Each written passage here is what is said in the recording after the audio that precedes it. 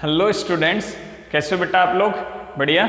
चलो हम अपना नेक्स्ट टॉपिक स्टार्ट करते हैं and that is structure of the carbonyl group.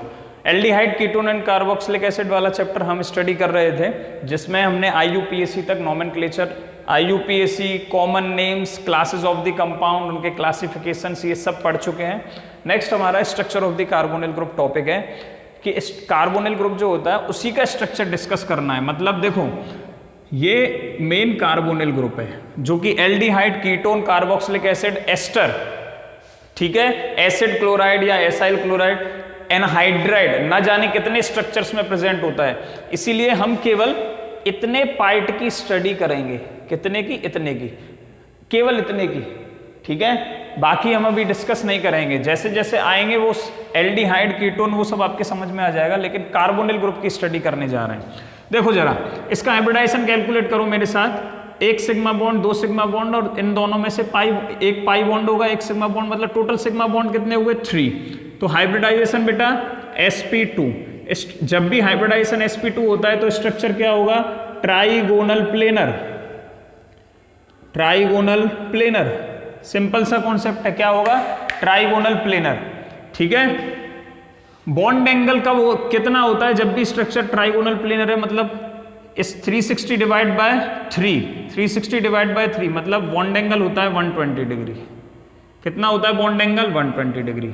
ये सब चीजें तो आपके दिमाग में फिक्स हो जाती हैं खाली इतने को देख के, लेकिन कुछ चीजें हैं कि और कुछ पॉइंट्स हो गए। जैसे इसमें कितने सिग्मा बॉन्ड हैं? 1 2 3, 3 सिग्मा बॉन्ड्स। मैंने वहां पे पॉइंट्स लिखे हैं जिससे आप नोट्स बना सको। 3 sigma bonds plus 1 pi bond, ये भी आपको समझ में आ गया।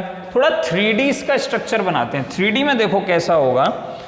मैं इसे ऐसे बना रहा हूं, ये आ गया ऑक्सीजन,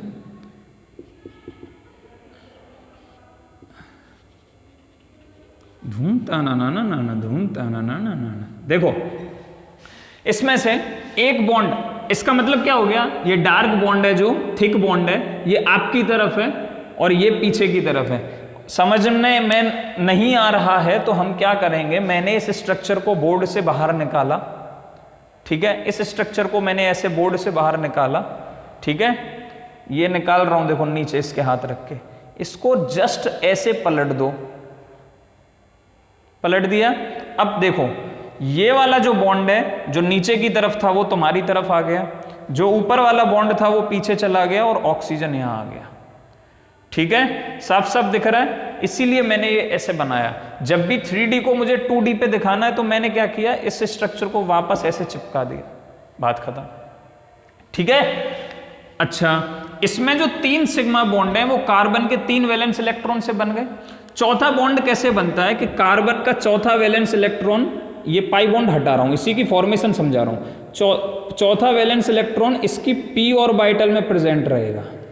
किसमें? कार्बन की p ऑर्बिटल में प्रेजेंट रहेगा। ऐसे ही ऑक्सीजन के पास कितने वैलेंस इलेक्ट्रॉन होते हैं बेटा?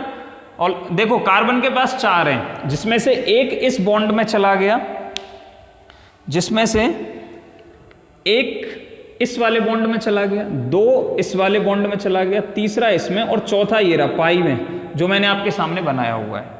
ऐसे ही ऑक्सीजन पे कितने वैलेंस इलेक्ट्रॉन रहते हैं? 6 रहते हैं, जिसमें से एक यूज हो चुका है, जिसमें से एक ये वाला यूज हो गया। अभी एक बाकी है इसकी, एक p ऑर्बिटल में, और इसके पास अभी और 2 लोन पेयर रहेंगे, ठीक है।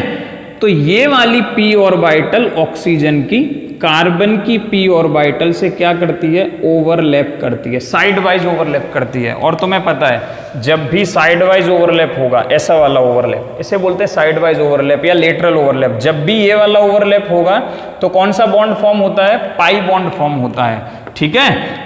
समझ में आया पाई बॉन्ड की फॉर्मेशन कैसे हो रही है?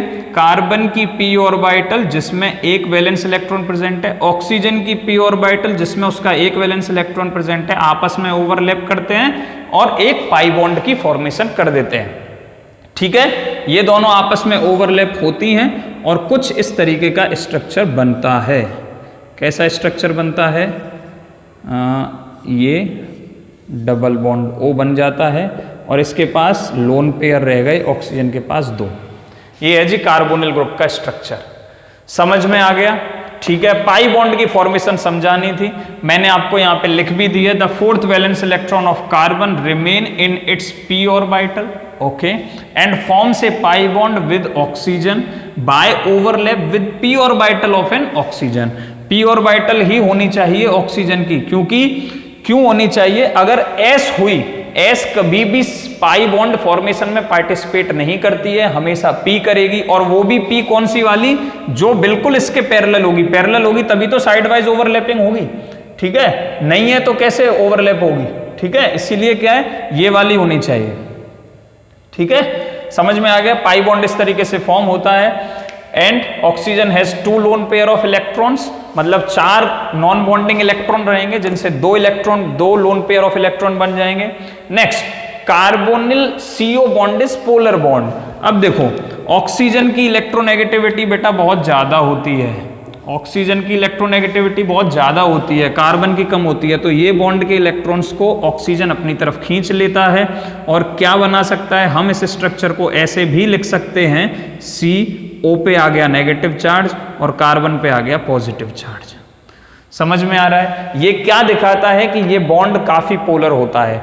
दूसरा, इसका एप्लीकेशन क्या हो जाता है, इसका मतलब कि ये जो कार्बन है, कार्बोनिल ग्रुप का कार्बन जो है वो इलेक्ट्रोफिलिक सेंटर है इसका। ये क्या है इसका? इलेक्ट्रोफिलिक सेंटर, जहां पे इलेक्ट्रॉन्स की कमी है, ठीक है, इलेक्ट्रोफिलिक सेंटर है। और ये क्या है इसका? न्यूक्लियोफिलिक सेंटर है, न्यूक्लियोफिलिक सेंटर है। थोड़े से टेक्निकल वर्ड्स यूज कर रहा हूं, लेकिन अब तुम्हारी समझ में आ जाएगा। देखो, इलेक्ट्रोफिलिक सेंटर है ये, तो इस पे क्या करेगा, इस पे क्या करेगा, इलेक्ट्रोफिलिक सेंटर है, मतलब अब इस पे कोई भी इलेक्ट्रॉन लविंग स्पीसीज आके अटैक करेगा, ठीक है। इलेक्ट्रोफिलिक का मतलब है इलेक्ट्रॉन लविंग सेंटर है, समझने की कोशिश करो। इलेक्ट्रोफिलिक सेंटर का मतलब है इलेक्ट्रॉन लविंग सेंटर है, मतलब ये न्यूक्लियोफाइल जब भी कोई आएगा तो इसी पे अटैक करेगा, न्यूक्लियोफाइल जब भी कोई आएगा तो इसी पे अटैक करेगा, ठीक है। ये क्या है? न्यूक्लियोफिलिक सेंटर है, मतलब न्यूक्लियस लविंग है, मतलब यहाँ पे जब भी कोई पॉजिटिव इसके और पास घूमता घामता आता है तो वो क्या करेगा, यहाँ पे आके अटैक करेगा। जब भी कोई इलेक्ट्रोफाइल आएगा तो वो यहाँ अटैक करेगा, ये न्यूक्लियोफाइल आएगा तो वो यहाँ अटैक करेगा। अब जरूरी नहीं है कि आपको ऐसे बनवाए, क्वेश्चन में आपको ये बनाना है, नहीं, आपके पास यही होगा, आपको इसी से इमेजिन करना है कि कार्बन, अगर कभी भी कोई नेगेटिव चार्ज अटैक करवाना हो तो आप कार्बन पे करवाओगे, पॉजिटिव अटैक करवाना हो तो ऑक्सीजन पे। अभी ये आपको मैंने समझाया, ठीक है बेटा। तो ये था discussion of the structure of carbonyl group. बाकी हम नेक्स्ट वीडियो में पढ़ेंगे, अच्छे से पढ़ते रहिए and thank you for watching my videos.